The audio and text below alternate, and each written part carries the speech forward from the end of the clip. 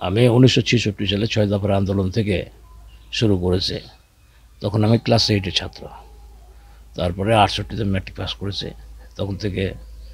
তখন আমি ছাত্রলীগের কনভেনার ছিলাম এবং তখন থেকে আমার ছাত্র রাজনীতি শুরু হয়েছে। তারপরে ৬৯ এর গণ আন্দোলন, সেখান থেকে আমাদেরকে ১০ জন ১১ জনকে ধরে নিয়ে গেল রাজশাহী জেলখানায়। সেখান থেকে ছুটে আসার পর আমরা বঙ্গবন্ধুর সাথে রাজনীতি করেছে। এখানে আমাদের নেতৃত্ব দিয়েছেন ডাক্তার মঈনুদ্দিন আহমেদ, মেজবাহুল হক বাচ্চু ডাক্তার, রহনপুর থেকে প্রফেসর খালেদ সাহেব ছিলেন, হেনা ভাই ছিলেন। প্রত্যেকের সাথে আমি রাজনীতির সাথে জড়িত ছিলাম। সেই সময় আমার সাথী অনেক বন্ধু আছে যাদের বিশেষত নাম উল্লেখ করতে হয়। কানসার চাপাদাসির হারুন ভাই ছিলেন, তিনি পশ্চিম পাকিস্তানে তখন লেখাপড়া করতেন, সায়েন্সের ছাত্র। আবদুল্লাহ সাহেব ছিলেন তখন প্রফেসর, আর অনেকে শিবগঞ্জে ছিলেন। আর চাঁপাই নবাবগঞ্জের আমাদের তখন নেতৃত্ব দিয়েছেন মঈনুদ্দিন ভাই, এবং সেই সময় ছিল আজাইপুরের মজিবুর ভাই, লাল মোহাম্মদ ভাই পরবর্তী চাকরি করত, নওশাদ ভাই, কাশেম ভাই, এরা সব আমরা একসাথে রাজনীতি করেছি। আমি ১৯৭৫ সালে ১৫ই আগস্ট রাজনীতির সাথে সরাসরি সম্পৃক্ত ছিলাম, এবং সেই দিন বঙ্গবন্ধুকে হত্যার পর আমার বাড়ি ঘেরাও করলো। আমি সরে গেলাম বাড়ি থেকে। আমার আব্বা তখন বেঁচে ছিলেন, তিনি বললেন যে বাড়িতে নাই। তখন আমার আব্বাকে বললো থানায় দেখা করতে বলেন। আমি থানায় দেখা করলাম। আমার একটা তখন লাইসেন্স গান ছিল, সেই গানটা সিজ করে নিয়ে গেল। থানায় দেখা করার পর বললেন যে ডিসি সাহেবের সাথে দেখা করেন আপনি। আমি গেলাম ডিসি সাহেবের কাছে। উনি একটা প্রশ্ন করলেন যে আপনার বয়স এখন কত? আমি বললাম আমার সার্টিফিকেট এজ মোতাবেক এর বয়স। বলছি তাহলে তো আপনার বয়স হয়নি বন্দুক নেওয়ার। বলছি বন্দুক নেওয়ার বয়স আমার হয়নি, কী হয়েছে আমি এটা জানি না। আমি যেহেতু রাজনীতির সাথে জড়িত ছিলাম, আমার প্রয়োজন ছিল, আমার বাড়িতে ডাকাতিও হয়েছিল, এই কারণে একটা বন্দুক আমার প্রয়োজন আছে। এই কারণে ডাক্তার ভাইকে বলে আমি পেয়েছি। তো এখন আপনাদের যা খুশি তাই করতে পারে। পরবর্তী সময়ে এখানকার ওসি খাদিমুল ইসলাম ছিলেন। তিনি বললেন যে আপনি যদি সুস্থ রাজনীতি করতে চান তাহলে এখন চুপচাপ থেকে যান, আর রাজনীতির অঙ্গনে দৌড়ঝাঁপ করেন না, তার কারণ পরিস্থিতি স্বাভাবিক না হওয়া পর্যন্ত আপনি এগুলোর মধ্যে যায় না। আমাকে খুব ভালোবাসতেন উনি। ঠিক ওইভাবেই আমি থেমে গেলাম।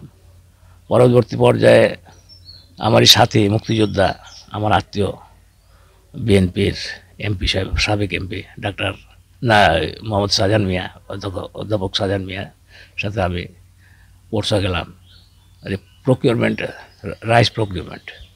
ওখানে থাকতে থাকতে জিয়াউর রহমান ওনাকে ডাক দিলেন, উনি চলে গেলেন। আর আমার আব্বা অসুস্থ থাকার কারণে আমি চলে আসলাম বাড়ি। পরবর্তী পর্যায়ে এক বন্ধুর পরামর্শে আমি সমাজসেবা চাকরির ইন্টারভিউ দিই এবং আমার চাকরি হয়ে যায়। দিয়ে আমি চাকরিতে ঢুকে যাই। তখন থেকে আমার রাজনীতিতে ধামাচাপা পড়ে যায় অনেকটা। পরবর্তী পর্যায়ে রাজনীতি করার ইচ্ছা থাকলেও করি নাই, যেহেতু পরিবেশ তখন নোংরামি শুরু হয়ে গেছে। আমি স্বাধীনের পর আওয়ামী লীগের দায়িত্ব, ছাত্রলীগের দায়িত্ব দিয়েছিলাম জাকারিয়া সাহেবকে। নবাবগঞ্জ জেলায় ছিল ছানা ভাই আর পিন্টু, এর আগে দায়িত্ব দিয়ে আমি তখন সরে এসেছিলাম। এই অবস্থায় আমার রাজনীতি ওখানে শেষ হয়ে যায়। ৩৪ বছর ধরে চাকরি করলাম সমাজসেবায়। চাকরি করার পর এখন সমাজসেবার কাজে নিয়োজিত আছে। আমি এখন ম্যাঙ্গো ফাউন্ডেশনের আহ্বায়ক হয়ে আছি, এবং বিভিন্ন বিদেশি সংস্থা আছে, যেমন পৌরসভার টিএলসিসি একটা সংস্থা আছে, সেখানকার আমি সদস্য, সুইস কন্ট্রাক্টের আমি সদস্য, অনেকগুলো প্রোগ্রামের সাথে জড়িয়ে আছে। আমাদের সময় রাজনীতিতে একটা কি বলবো তাকে, সহমর্মিতা ছিল আর ত্যাগের রাজনীতি ছিল, কিন্তু এখন এটা নাই। এটা আমার কাছে কষ্টকর হয়েছে। যেমন আমাকে রাজনীতিতে শাহজাহান সাহেব নিয়ে যাওয়ার জন্য বলেছিলেন, আরও অনেকেই বলেছেন।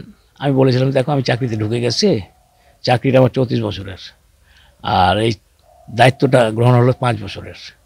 তারপরও আমি হালাল টাকা খরচ করে ভোট করব, আর আমাকে হারাম টাকার পিছনে ছুটতে হবে, সেটাও যদি না করি তাহলে পরিবেশ আমাকে বাধ্য করবে, আমি টিকতে পারবো না। এই কারণে আমি রাজনীতি থেকে সরে চলে এসেছি, আর রাজনীতির অঙ্গনে যাই নাই। বর্তমানে গ্রামে আমার সাথী মুক্তিযোদ্ধা সৈয়দ আলী হোসেনের ভাই ডিআইজি নুরুল ইসলাম সাহেব, উনি আমার সম্পর্কে ভাসতে হলেন। উনি আমাকে বলেছে, স্যার আমি কিছু করতে চাই গ্রামের জন্য, এলাকার জন্য, আপনি আমার সাথে থাকেন। সেভাবে ওনার সাথে কাজ করি। বাংলাদেশ আওয়ামী লীগের প্রতিষ্ঠা লগ্ন থেকে আওয়ামী লীগের নেতৃবৃন্দ যা করেছে, আমরা ছাত্ররা বঙ্গবন্ধুর ডাকে পেলেই হলো, আর আগে পিছিয়ে দেখার কিছু নাই। উনি ডেকেছেন, আমরা চলে গেছে। যেমন 1970-এ যখন গণ অভ্যুত্থান শুরু হলো, যখন পাকফৌজ অ্যাটাক করার জন্য আসলো, তখন আমরা রসুলপুর থেকে, মহদীপুর থেকে শুরু করে সমস্ত রাস্তা ব্যারিকেড দিয়ে দিলাম, সব ছাত্ররা নিয়ে স্বেচ্ছায়।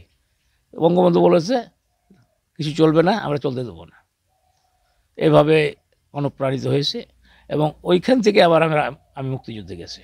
বঙ্গবন্ধু নির্যাতন হত্যার পরে আওয়ামী লীগের লোকজনকে খুঁজে খুঁজে বের করা হতো।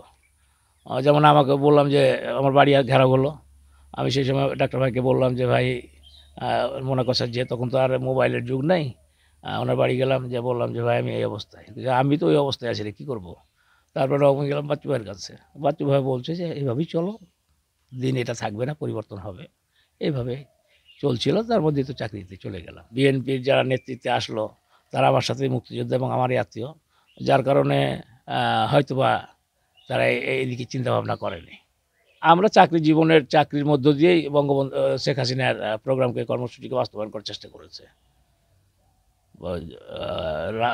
রাজপথে নয়, আমরা অফিসিয়ালি শেখ মুজিবের কন্যা শেখ হাসিনা, প্রধানমন্ত্রী শ্রদ্ধা নেত্রী, উনি যখন যেটা বলেছেন আমরা চেষ্টা করেছি সেগুলো পালন করার। নির্যাতন হয়েছে অনেক, আমাদের সহকর্মীকে চাকরি থেকে ট্রান্সফার করা হয়েছে, অনেক কিছু করা হয়েছে। আমার জন্য হয়নি, কিন্তু হয়েছে। সে সময় আসলে তো রাজনীতি বলে কিছু ছিল না। জিয়াউর রহমান ক্ষমতায় আসার পরও ঘাটের তোলা দিয়ে ছাত্ররাকে নষ্ট করেছে। তারপর লুটপাটের রাজনীতি শুরু হয়ে গেছে।